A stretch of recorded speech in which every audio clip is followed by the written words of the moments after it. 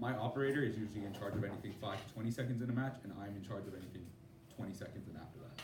I'll kind of break it down a little bit better, but essentially, you don't care about how they move or how they get somewhere. You're just telling them you're staying on this side of the field, then you're doing this, then you're playing, then you're going to go climb, stuff like that. You're in charge of making changes in a match, communicating important information to other coaches, and yeah, you're kind of the emotional lead. So the way I think about it is, I'm in charge of how the drive team feels. I'm in charge of their confidence. I'm in charge of their understanding of what they're doing from match to match and how they should be carrying their emotions from one match to another. I have a quote here from Phil Jackson. He was the coach, NBA coach for all 6 of Jordan's runs in the finals, as well as all 5 of the Lakers runs with Kobe. So I think the important thing about coaching is that you have to have a sense of confidence about what you are doing. You have to be a salesman, and you have to get your players, particularly your leaders, to believe in what you want to accomplish on the basketball floor. And I really think that attributes a lot to this. There's a lot of role that comes in strategy, like it runs a little bit differently. Your assistant coaches are like your strat, and you're kind of in charge of communicating that final note and convincing your drive team and your strat team that you're like, hey, I actually know what I'm doing, like I can control this, and like this is why this is the best thing to go. And there's not too much questioning going back and forth. So designing a drive team. I call this specifically designing because the way I like to look at it is, you can train a drive team, but first you have to actually know like what you want out of them, and it usually depends on the game. So for example, in 2016, we knew that our robot was going to be a lot simpler. So when I was kind of designing the drive team around that, it's like the operator, I don't want him doing really, well, we didn't have him do anything on a controller. The main thing was stick to, the driver can control everything. I want the operator to be more of like the brain for the drive. And we kind of carry that alongside more in Dave, but it might have been a mistake. Like 2018, we should have maybe looked more at the operator being more hands-on. So the way I kind of define roles, first thing, drive team, have to be cooperative, have to be hardworking. Those are the 2 traits. When I was on Dave, we looked at, that was always our top 2, and then when I brought to 1310, everyone pretty much agreed when I gave them a list of traits. Driver, I usually give them driving with 2 sticks. We had actually started on 1 stick, and a lot of good teams just used left hand to drive, but I had moved my driver Danny over to it, I think 2 years in, and he had gotten a lot more comfortable and better refined movement. So the way I kind of break down the controller is like, everything on the left side of the controller here is for your left hand, and I avoid using the D-pad as much as possible. The only thing I really use the D-pad for is like set points, but for the driver, because the driver does have some control, usually, for me at least, and then the right hand stays on the other side of the line, so they're control these buttons. I use the triggers to kind of do direction, so this year our hatch mechanism actually was able to move left and right, so I used the triggers for that, and then also for our climb manual control. So yeah, drivers mostly, obviously driving, shifting. I usually give them 1 mechanism, and my operator is control of any other mechanism. Usually it's an elevator, usually it's, it can also be any intakes or outtakes. I also give them the end game sequence usually, which is a climb. The last couple of years it's been a climb, and they're kind of the micro coach.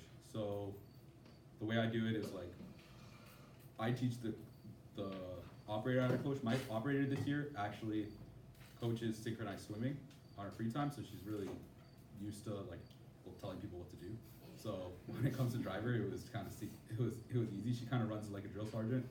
When I tell her I'll tell her, okay, you have the left side of the field, finish the rocket first. Like she's telling him where to go. We already know how we're gonna do it before we even get into the match, but she's doing all that micro. I controlled a little bit on defense this year because we were kind of going up against teams that I had to learn before we played them. But for the most part, she would, if she didn't have a role during defense, she would just like say the same things I am, or help them figure out what to do next. And then my human player, I try to make them as autonomous as possible. I don't want to like have to control them. If I don't talk to him the whole match, nothing will go wrong. That's basically the way I know like they're doing something good. But if I turn around and I tell him to do something, it happens, and it's just he's ready for me to say anything, but for the most part, totally autonomous from the drive team. Yeah. So built on trust. One thing that I've learned throughout the years is that what I think made my drive teams on Dave successful was that we actually were friends with each other and we liked each other to the point that we all had stake in it. So if one person wasn't putting in enough effort, they felt bad for it because they're like, oh, I'm letting out my friends, I'm letting out people that I actually like, that I actually care about, and it builds its own trust. If you're on this common goal, if you're on this common objective that the team is trying to get better, and anything that needs to be done to get the team better will happen. So, for example, 2017, I didn't even have to be there to coach them in a lot of their practices, and they would learn how to refine their own things because they realized that, oh, our pickups were slow. Our pickups could be faster and our placements could be faster. So they would practice placement on their own when they realized it was too slow. They would do this thing where the driver would come in with the robot and the gear would already be sliding down before it gets into the robot, kind of refining that speed there. But as long as they have this common objective, this environment that they're like, I need to make this better and I don't need someone to tell me how to make it better, I can do it myself, I'm confident in myself, I'll say you'll have a pretty good time. Drive team, they'll figure themselves out. Yeah, spend a lot of time getting better, practice, and yeah, have equal respect among your team members. I'm the mentor, I'm the coach, but at the end of the day, if the drivers like messes up in a match and they're not comfortable with how something happened, that's on me. And they can tell me that, they can be open about that, and I'm on their level during matches. Like I tell them what to do, but at the end of the day, it's like I'm only telling them what to do because they need someone to do that. Like at the end of the day, we're all on the same level. And yeah, I kind of put the me and Danny, like it was very similar in a way. Like we would work off of each other and we'd share stuff outside of robots. And yeah, we ended up growing each other. So yeah, easiest thing to get better is practice. So we spent a lot of time this year, 1310 specifically, on practice. We didn't really make it a big deal. Like 1310 didn't really have it as a big deal the year before. We went to Waterloo, we went to St. Catharines. We made the trips there because we realized that like it doesn't matter. Like we know our robots what it is. We can make changes to it, but I think the biggest change we can make is just these are new drivers. Like they need to catch up to someone. They're gonna get to district champs, and a lot of good teams already have experienced grade 12 drivers, and there's really no excuse for you not being like competitive with them if you have the time to get practice in. What I want to, like when you do your practice, plan out routes. So these are actually drawings I had this year that I wrote out for drive team to do. So for rocket, it would be far rocket, like go to the far side of the rocket, hit a hatch, then close side, then ball, and they do that hundreds of times, and they get that routine in. So in a match, if I change it up and I'm like, do the left rocket, they know the scenario, they know how to do it. Like this is not new to them at all. We had routes for cargo ship, and it would just be like routine, doing it again and again and again. But that's not really going to get you, like that's going to get you to be able to play in a match. But if you want to kind of, especially for defense, routine will only get you so far. And you have to start to think a little bit more about adaptability. So what I would do for practices, I would start with a defense bot. I would be driving a defense bot against my driver, and I'd change the way I play defense every time he'd come down, and he'd have to figure out how to deal with it. I'd walk him through how to do it, and we'd practice like spins, we'd practice cutting corners, but every time I introduce a new element to it, it's like he has to figure it out, and he has to get used to figuring it out, because when it comes to Worlds, if there's someone there that they have a killer drivetrain and you can't push through them, you have to figure it out. Some good teams, like it depends on how good your team is, on how much you have to actually care about adaptability. There are good teams that don't have to care about it, and they'll routine every match and they'll finish a rocket, and that's fine, that's them. But it's really on you to think about like, okay, maybe I'm gonna be a cargo bot the whole time. I'm just gonna be doing balls in the cargo ship. Like I should practice my routine of going from one side to the other, but if one robot's blocking the right side, I have to like learn how to get around that. So yeah, stuff like that. Yeah, one thing for defense, really easy. This year, we had this giant cargo ship right in the middle of everything. And so let's say you were in the right station, learning to defend with something in the way is crucial. Like, you don't actually need a full field to do this. The way I did it was I had placed our wood cargo ship behind a table, and I just told him to figure out, like, try to look over the table or figure out how to score over that table or play defense over that table, because at the end of the day, he's gonna have vision problems, and I can't change anything about that. He's just gonna have to figure it out. So that was one thing, that on defense, if you can defend on the opposite side of the field, where you can barely see a robot, maybe you have like an appendage sticking up or a flag going through your robot. I know 1334 did that. Easiest thing to make you better. Okay, 3 rules that I kind of have for my drive team. I've like developed rules over time, but one of them is they're not allowed to know the time of the match. I do not tell my driver or my operator, they're not allowed to look at the clock, they're not allowed to know how much time they have left unless I tell them. If I have someone shouting at the times, anything below 15, I tell them to whisper to me, because I don't want my drivers to know. Because when it comes to climbs, when it comes to getting last minute stuff off, I don't want to like let nerves be even a factor in this. And like, if they don't know the time, and if they're not trying to figure out the time, they'll just do it the same way. I had a lot of climbs this year that were last second, but they didn't realize until the buzzer went off, and they're like, "Why did you do that?" And I was like, "Well, like, you got to learn how to do it one way or another." So, yeah, totally blind to the time, totally blind to the score. Going into it. Another thing. You wear a belt behind the glasses black? So, one other thing is, if you're gonna lose a lot of matches, or you're at least gonna lose pretty bad matches, and they're gonna happen in quals, most likely. And the big thing I have is, if you lose a match, that's fine, but I don't want you bringing that idea or that mentality into the next match. I remember in 2017, the first match of district champs, my human player forgot about the free gear that was available, and we were gonna win the match if they placed the free gear. He came up to me and he's like, "Rishi, I'm so sorry, like, I messed up, like, we should have won that match." And my only response was like, "Yeah, you messed up. Move on and figure it out for the next match and move on." Because the second you are hurt about it in your next match is when I have a problem with it. Because it really doesn't help you. Like, you debrief, you learn about it, great. Stop feeling bad. That's straight up. Stop feeling bad. And yeah, focus on what's ahead of you, because it doesn't really matter. Scouting meeting, yeah, drive team's not allowed to come to scouting meetings. I would rather them sleep over anything. And usually, if I've like, kids will stay up. You can't really control that stuff. But I mean, at least I feel bad about it. But at least you like put them in the situation where they can sleep if they have the opportunity. But yeah, no scouting.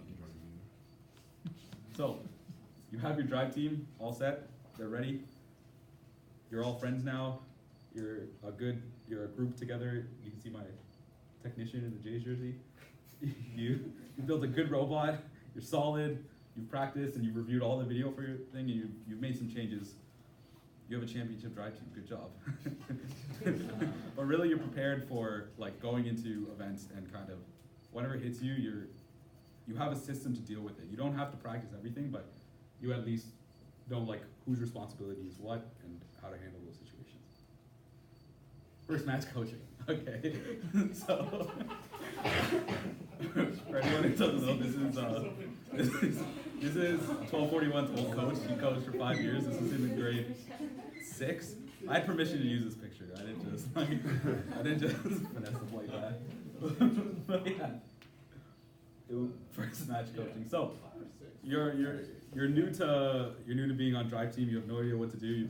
Like, first match coaching can be pretty overwhelming, because you want to feel like I talk about controlling everything. I talk about controlling the situation. But in your first match, your main focus should just be on like pulling off your game plan. If your goal is to finish the rocket, focus on that. Do whatever it takes to do that. But don't like pressure your drive team too much. Simple commands. Don't push too much into like, oh, I have to change this. I have to change this. Oh, there's a defense spot. Just let them figure it out. Because at the end of the day, you have to like figure out what works and what doesn't. And anything you think, oh, maybe next time I should tell them to move to the cargo ship. If you think it's too late, hold on to that, take it out for your next match, talk about it with strategy, and that's how you kind of develop. You want to mess up so much that you kind of figure it out over time. Like, don't put too much pressure on yourself. Just focus on your own team. Don't worry about every other team on the field. Keep comments concise. One thing that I skipped over before was, while you're practicing, I would recommend making kind of defining your commands. So the way we did it this year was, when I talked about the rocket ship and when I talked about anything that was on the other side of the field, so if my station is here, over here, or the last cargo ship box, I would call it far. So I'd be like, far right cargo ship, far right rocket. And I said close left rocket ship.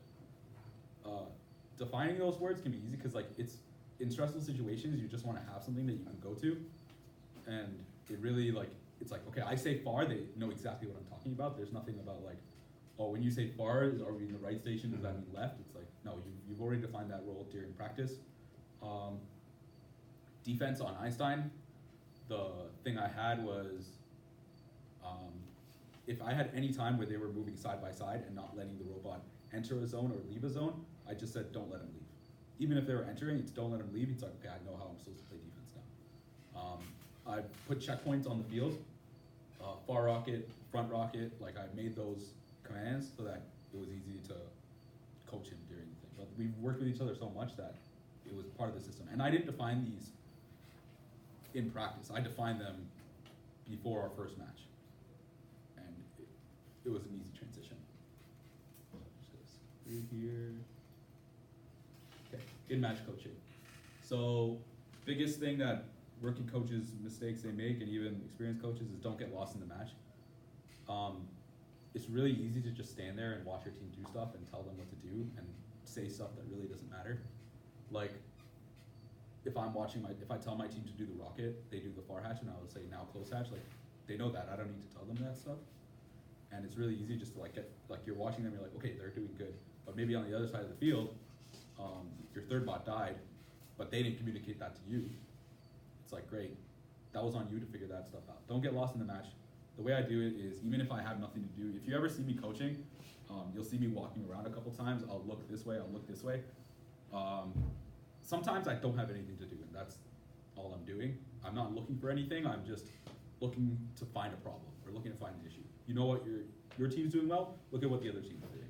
Figure out what they're doing, see if you might have to change something 20 seconds later. Don't forget about your human players.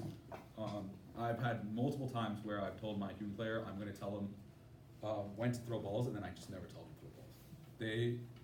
For the most part, he's figured out when to do it, and I don't have to tell him, like, throw balls now, and there's a robot there. He's smart enough to figure out, okay, he doesn't mean throw the ball on the robot. Like, you're going to forget about that stuff. Have, like, timestamps where you can go over with strat. Have timestamps where you're like, okay, I've talked to, like, strategies like at 50 seconds, see if you need more balls in. It's like, okay, and then you communicate to the human player that way. And just keep looking at the time. That's another thing you can show your vision at. Just look at time. You in charge of role changes during the match. So basically, you're in charge of looking at what everyone should be doing. Usually you assign coaches to specific roles. So 2018, the big thing was, who's in charge of doing the power-ups, who's in charge of R switch, who's in charge of the scale, and you kind of break that up role. Sometimes there's one coach doing it all, which is fine. It's just, at that point, you're communicating to the other coaches how they should be switching. And all this stuff I'm talking about, like, this is all pre-match, this is all strategy. So the way I do it is, I'll go to, that's actually the next slide. I'll go to my strategy, and I'll talk to them about the last match, I'll debrief, and then they'll tell me how to play the next match, and then I'll take that information and go to Drive Team and communicate to them. Strategy, for the most part, doesn't talk to Drive Team unless I need them to explain them something that maybe I think they can do better, but for the most part, they're two different teams, and I'm the translator between them. And that even happens in debriefs, so when I'm talking with strategies talking to me, we talk them down, and then I go to Drive Team and debrief them myself. And then I go to Alliance partners and talk to them about anything that might have to change for the whole thing. Like, talk to your team first. Maybe they saw something you didn't. Because one thing I noticed too, when I started coaching, I would play a match. The whole match would go through, and then I'd come off, and strategy would ask me, why'd you do this? And I totally forgot everything that happened in the match because there was so much adrenaline running, and I didn't remember specific moments, and I just had to listen to everything they said. But that's a good thing. Like, they're looking at it to see what you messed up. Like, you can explain yourself, but I would, for the most part, just follow what they're saying. Let them control that debrief. Yeah, watch the match with them. Bring any improvements. And yeah, after a loss, don't like run to change everything. Like, it's fine. Like, think critical thinking. If you lost by barely anything, like, consider just going, like, running it back. I mean, if you lose by like 30 points and you didn't mess up anything, maybe then it's time to change something. But yeah, don't get too amped up in the loss. Coaching an alliance. So this is kind of a niche thing. I don't think every coach should be coaching an alliance. I think it's just based off of the needs of the alliance at that time. But definitely through a lens, it's very important that you have someone kind of managing that stuff, managing the main changes behind the glass. You can communicate with each other, but there should be someone who just makes that final decision for the most part, so that there's not, someone doesn't make a change and the other team doesn't know or doesn't agree, and just have one idea. Be repetitive. There's a lot of times where when I'm telling my human player to play my driver to play defense, I'll be like, don't let him leave, don't let him leave, don't let him leave, to like stress the importance. Or I'll tell another team, I'll be like, come climb, to kind of stress, like, the more I say it, the more it's like, oh, this is an important thing to do. But if I say come climb, it's usually like they'll finish what they're doing and then come over. So I use like the repetitiveness to kind of stress the importance. Yeah, your alliance does well, gas them up. Tell them they're doing good. My favorite thing is the double fist bump. That's like my go-to, or like the double high five, but it's whatever works. Like, make sure they're feeling good, make sure they're feeling confident, and if they've lost, it's like, okay, talk them down, be like, it's fine. We'll change X, Y, Z. Like, you guys did your best. Like, let's keep that going. Again, it's like the big emotional leader thing. At Worlds this year, it was very much like a lot of gassing up because we had gone through round robin. We had tied the first match and then won everyone after that, and I think that really brought a lot into finals one. And we had a broken robot, and we still ended up winning that match. We had a big break in between, and that probably hurt us, but it definitely, the demeanor let all the nerves kind of go away. In situations, yeah, positive reinforcement, correct any mistakes, but with confidence. I do some of the like sandwich method, so it's like, hey, you did great over here, but maybe you should look at changing this, but don't worry, we can, like, you were really good here, and it's like, as like, stereotypical as that sounds, it really works really well. Quick directions within a match. So when I'm telling a team to do something, it's like, I've already told them before the match, it's like, hey, if I need you to switch sides, I'm just gonna come over to you and say switch. It's like, just say switch, bam, like, none of this, like, I'm not sure, blah, blah, blah, like, we've already defined that this is gonna happen.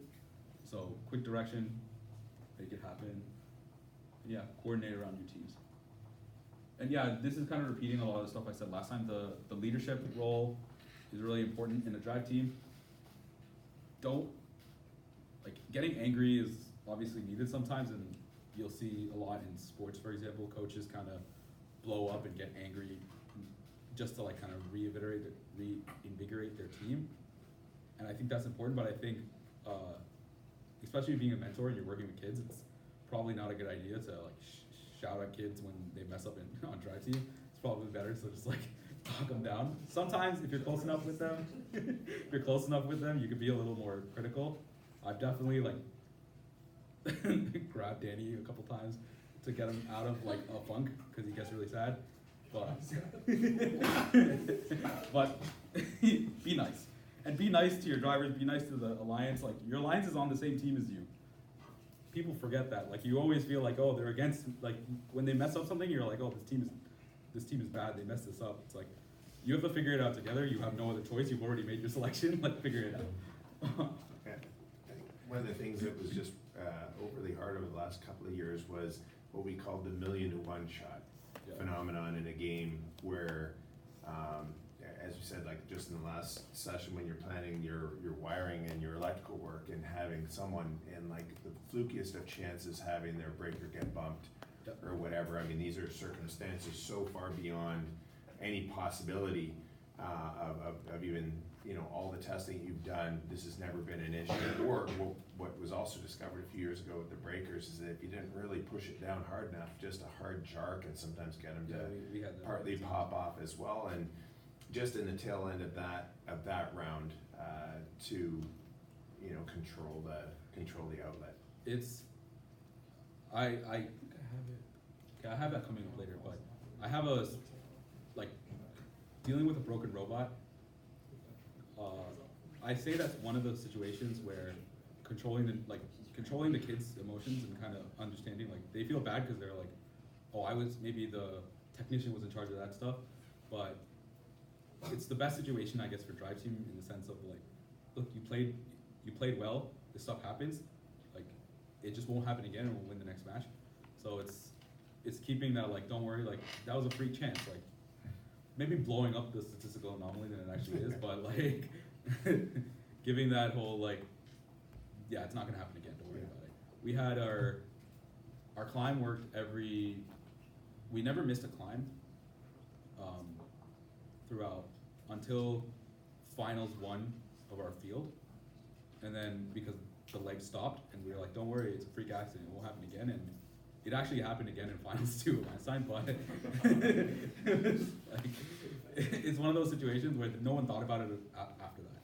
It's like, whatever, we can fix this, like, it's not gonna worry about it again. But 930 definitely got spooked by it, because on Worlds you're working with teams that you've probably never seen them before, and you're just completely new to them. It's like, how do I trust this person?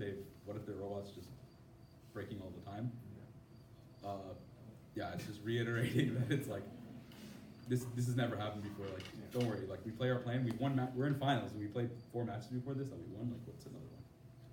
That was a big, like, Einstein 3, finals 3. My big thing to kind of calm people down was, this is your 15th match of the day. Like, if you've done it 15 times, I don't see why you can't do it 16 times. This is no different. It's just the lighting's different in this place. Like, it doesn't really matter. Yeah. Like, and it worked. It worked. It definitely, like, calmed them down. Especially because finals 2 and 3 had a quick turnaround, so it's something to think about. Yeah, so you win some. How to deal with wins. The main thing I do is I don't want to get focused. Well, first of all, good job.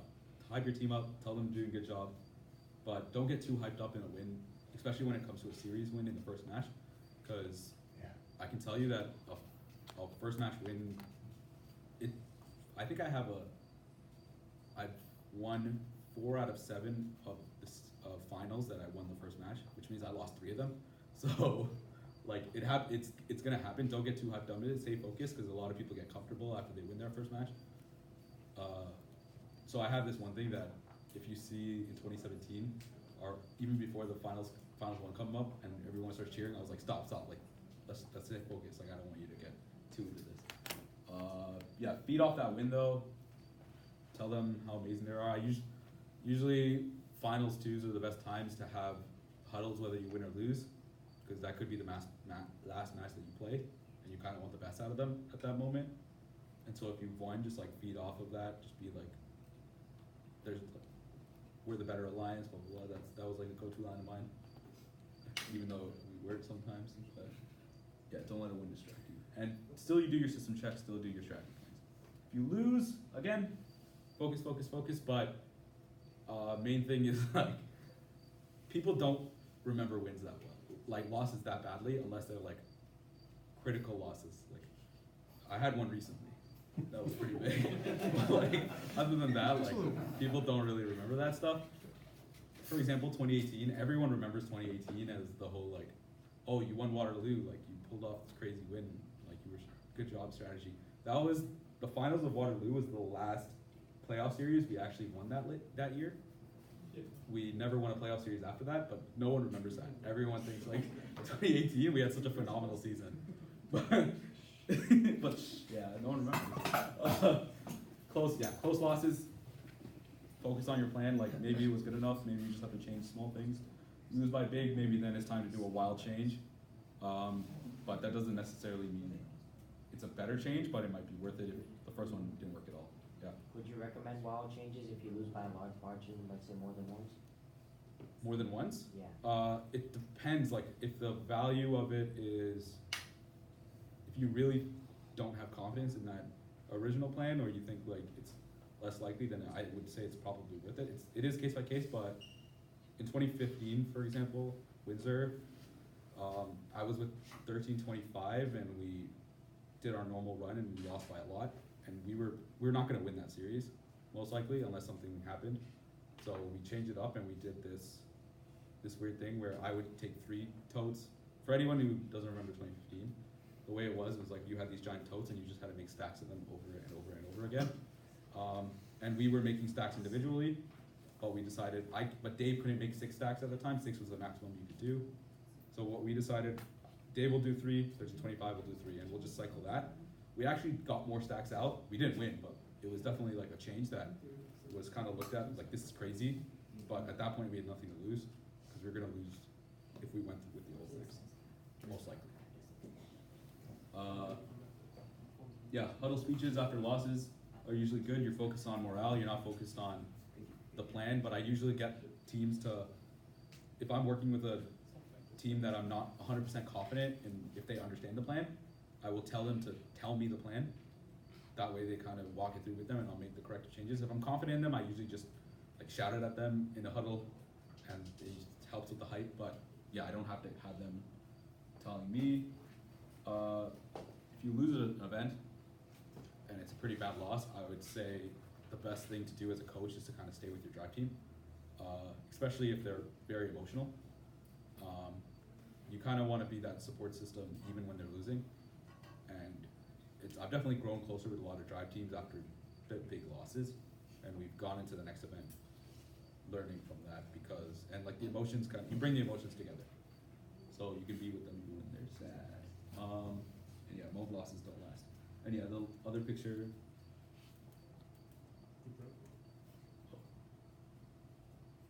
Okay.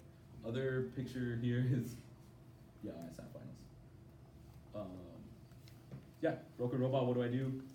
Don't show panic to your drive team. I really try to like, if someone breaks in a match, I will just talk to my drive team like nothing else happened, and try to not even, I'm like, don't worry, we got it handled, just focus on your side, especially if it doesn't have to affect them. If someone's stuck in a ball, I'm just, after you get this, go hit them.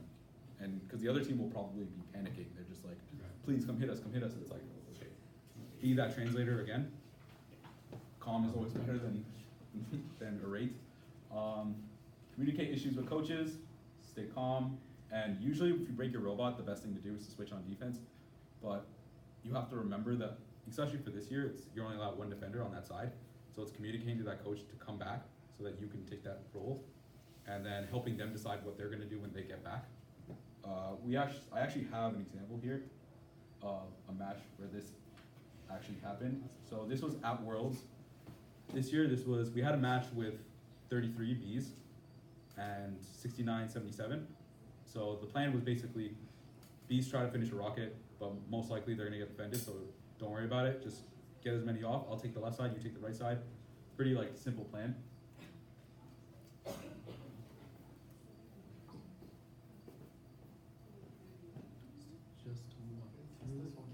Yeah, I tested it. Weaker.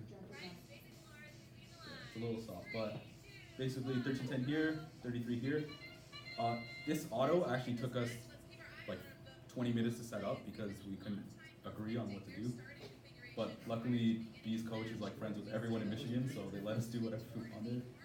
But if you're watching B's right now, so they have this 1.5 hatch auto. While they're getting this hatch, seem to be having issues. I'm still with Zondeg, the coach for 33 here, but he's clearly broken. So his first thing to do was to communicate that to 6977.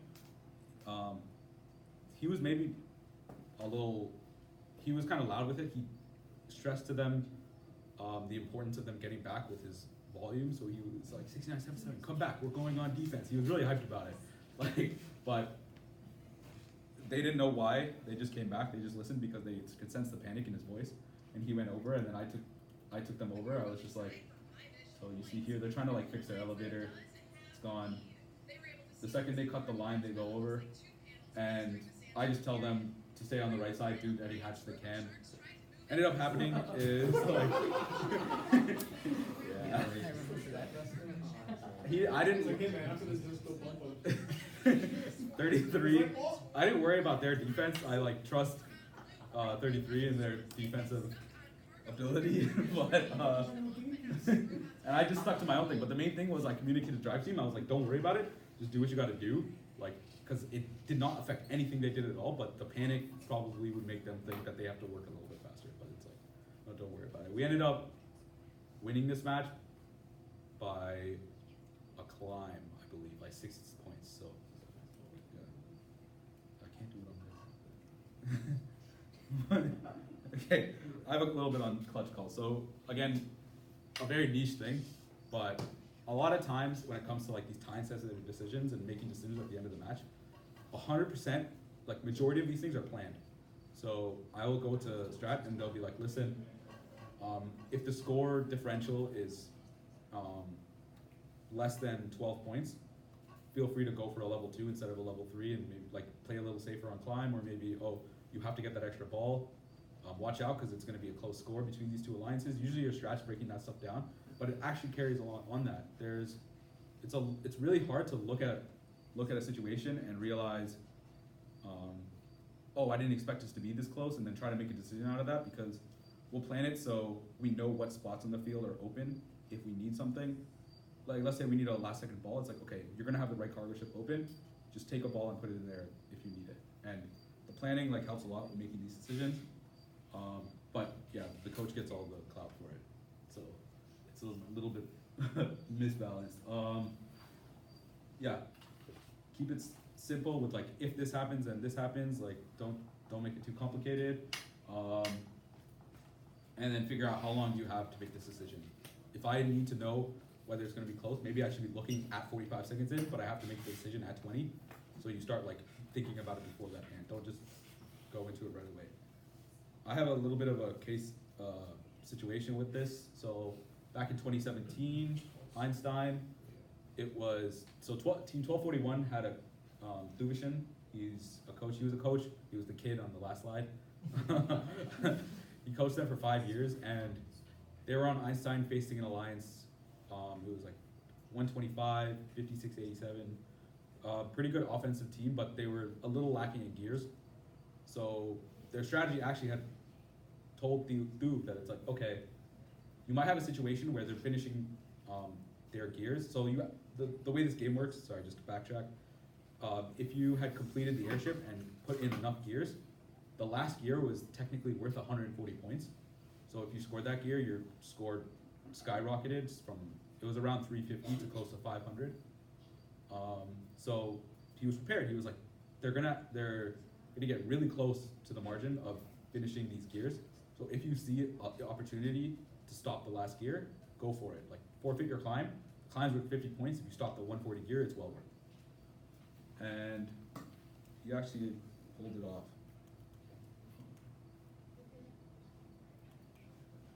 So, just to pause here, you can see this is 1241 right here. A tall robot. The way this works is they're gonna score a gear right here, and the opponent picks up from the red side and brings the gear all the way over here. So their idea is, while he's scoring the gear, Duvishin's looking at how many gears they have left in order to finish the airship. He makes the decision, he sees that the last gear is actually with this robot, and so with 24 seconds left, he's dedicated himself completely to stopping this gear from getting into this airship. There's actually a part in the match where a human player goes up to Thub and tells him that he has to climb, and he shouts at him and says, I got it, and he puts his hand in his face just because he's so focused on the situation. So you can see they're blocking the gear here, 5 seconds left, and he actually gets in between the robot and the peg. Time runs out, they win the match. That gear the defense starts up here. Like this is the cool part. This is the I'm getting in their way and they can't score. But it starts It started at 25 seconds that he realized that that's the last gear and I have to do something about it. But he was prepared for it. Like I say it's 50% strat, 50% executing, but I would actually say it's more on strat. Like knowing that the situation is going to come really makes it easy on the coach to make these type of decisions. But yeah, that was probably the coolest example. So I have a little like exercise. So I had I had running meet shirts to give for this game, but I don't have them right now because I don't know where I put them. But nonetheless, I can still give them. So I have these great running meet shirts. So basically, the way this is gonna work is I'm gonna show you a scoreboard here on the bottom, and you have to tell me which team is winning and by how much. And should I do it by hands or should I just shout it out and whoever gets it right? Shout it out, I'm tidy with first. Yeah. So what is this? Balls were three? So to break it down, you're gonna see you're gonna see at the bottom. Oh, this is a bad example. Okay, here at the bottom, you're gonna see whatever. You know how the scoreboard works, right? Like I can't. Okay, I'll show you the first one. But basically, you're gonna see orange numbers at the bottom. The red ones are going to be on the red side, the blue ones are going to be on the blue side, and you're going to see yellow numbers. The yellow numbers are the hatches, they're worth 2 points. The orange numbers are balls, they're worth 3 points. You tell me red 2, blue 3, red 1. Yeah. No hangs and no autonomous? No hangs, no autonomous, no fouls, I don't care about any of that. I just need to know who's winning right now based on game pieces. I've had to do this maybe 5 times, 6 times in a match to make a decision. It's like kind of extra, but it helps with like right before finals 3 ended, I knew who won the match because like I saw what happened and I saw them talking about the climb. But yeah, okay. All right, ready? Just tell me who won and by how much. 3, 2, 1.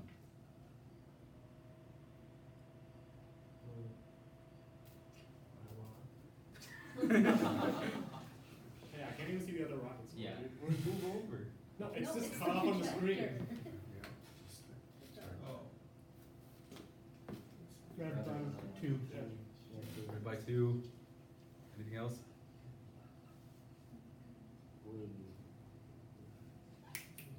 Come on, you're in the middle of a match. I just take the L. Okay. Yeah, it's red by 2. Okay. All right, I'll get you a shirt. Remind me. Okay, I have 2 more of these, so prepare. Ready? This one's the easiest one.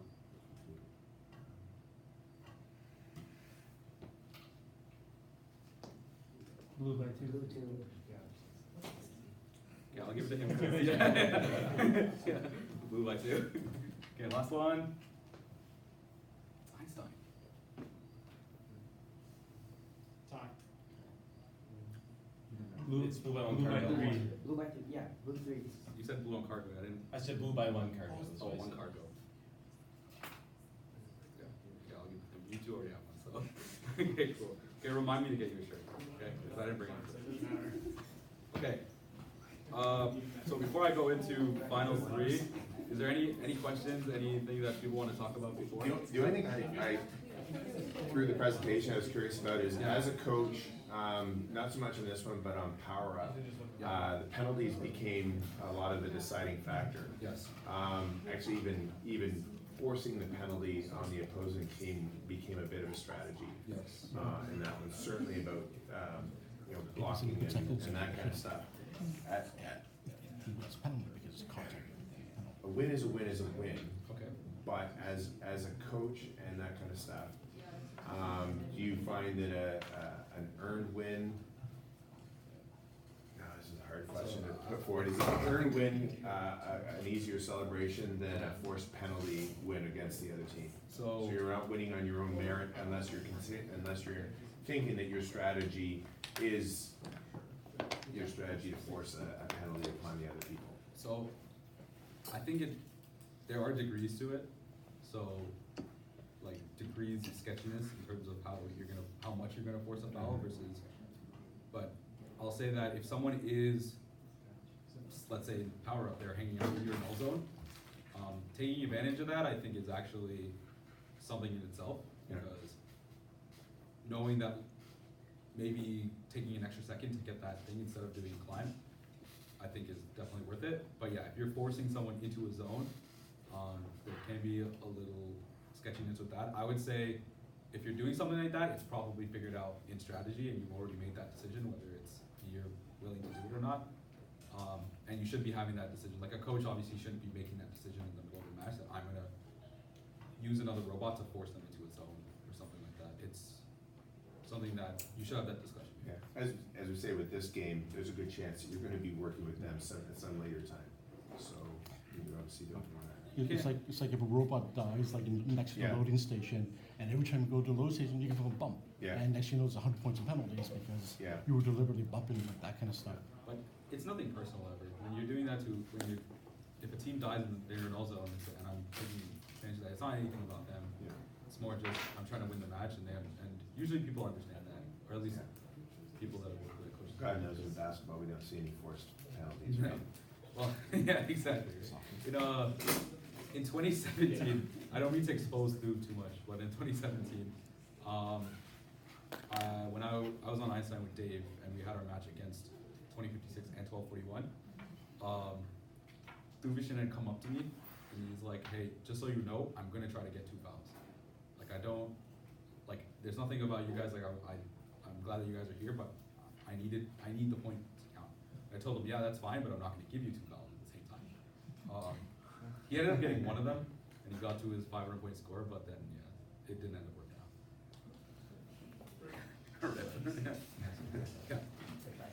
The decision to not have the strat team and drive team talk to one another, do you not feel that there are times that the strat team might develop a strategy that the drive team can't actually execute, either based on the limitations of the team or the robot, right? Where the strat team might say, "Well, just go and do this," and they're like, "Well, we really can't do that. I can't spin off the way that you want me to," or whatever it might be.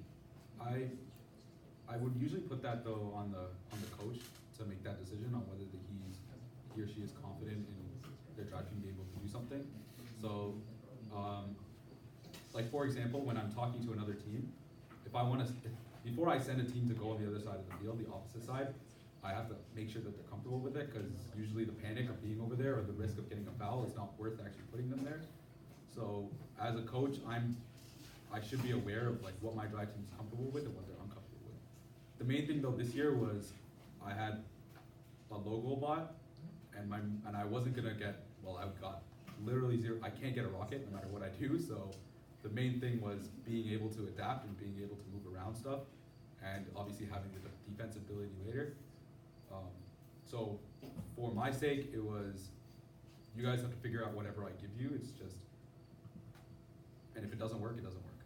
But yeah, if it's a new like spin or something, I'll walk it through them. I'll walk them through it, but I probably won't hold it too hard with them because it's probably not realistic to think that they could figure out something like that so fast. Any other questions? No? Okay. I have a timestamp for this match, but how much time do I have? Did I already? Oh, I'm over time. Okay. So yeah, I'll just go over the end of this match. Basically, this whole time, 1310 is coaching. I'm coaching 1310. I'm not worried about the alliance too much because this is literally our 16th match of the day. And I'm focused on blocking Thunder Chickens the whole time. I'm going to cut into the middle of the match. So basically, you can see I'm over here, Thunder Chicken's over here. We have about 40 seconds left. I tend to leave my climb around 25 to 22, like in that window, with time remaining. My thought process in this is, well, same as every other match. But what I didn't realize going into this was Thunder Chickens was not focused on offense at all anymore. Their whole thing was stopping me. Surprise, yeah. But I still focused on getting this ball out because the score, I believe, was still pretty close. So yeah, it's literally tied. So anything I could stop was well worth it. 28 seconds left. I want to come back around 25. Thunder Chickens start pinning me towards the airship, and at that point, I'm thinking about if they pin me, and it's well worth to take the pin if I don't get my double climb, most of the time. So if they can get their climb off, so if they, for example, get the pin, what am I doing? Am I gonna go for level 2 right away, or am I gonna risk trying to get the level 3? So the idea was, okay, if I still think I can get if I come back around 18 seconds, I think I can still get the level 3, but I'll go for the level 2 otherwise, because it should cancel out the pin theoretically around that point. But then they pulled a finesse on me. So what they did, Oh, no. no, okay. Basically what happened was, well, the clicker was against me. What happened was, Thunder Chickens were pinning me against the ship. They waited until 3 seconds, they left, and then another blue robot came and pinned me against the ship, so that the pin actually canceled, and so it was an extra long pin. And so at that point, I'm still thinking, okay, I'm going for level 2 because I'm probably not gonna get out of here until 15 seconds left. Yeah, I'm trying to get out. 18 seconds on the dot, I leave, or it's 18 to 17, and I'm still confident that I can get the triple climb. Also, it's a really close score, and Thunder Chickens I thought were on their way up. So I'm like, okay, I have to go for the double climb. It's literally, if I don't do the double climb and I lose this match because of it, we'll never live it down, if anything.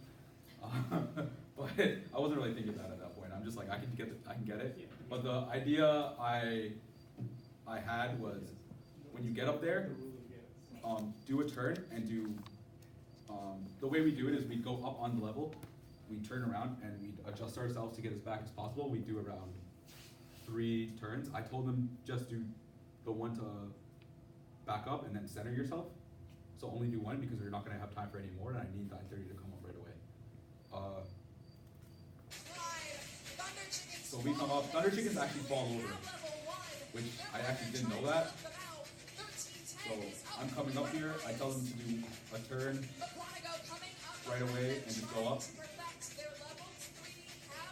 And I think we get the climb. So another thing that I was kind of comfortable with at this time was we actually did this situation in our last round robin match.